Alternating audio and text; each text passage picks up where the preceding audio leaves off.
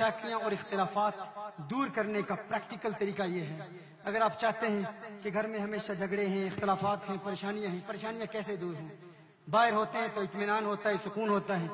گھر میں داخل ہوتے ہیں تو محسوس ہوتا ہے کہ تکلیف ہے، برڈن ہے، پریشانی ہے. اولاد بات نہیں سنتی، زوجہ بات نہیں سنتی، ہمیشہ زوجہ کی خامند نہیں سنتا، خامند کی زوجہ نہیں سنتی، زوجہ بھی پڑھے اور خامند بھی پڑھے. تو یہ ورد کیا ہے؟ تاکہ آپس میں محبت پیدا ہو، گھر میں پرسکون ماحول رہے. آسان ورد ہے. جب بھی گھر میں داخل ہوں سب سے پہلے بسم اللہ الرحمن الرحیم پڑھیں اور گھر کے تمام افراد کو سلام دے کر آقا کی بارگاہ میں صلاۃ و سلام پیش کریں. یہ ایسا مجرب عمل ہے جو اس پر عمل کر لیتا ہے اس کا گھر محبتوں کا گہوارہ بن جاتا ہے، امن اور سکون کا آنگن بن جاتا ہے.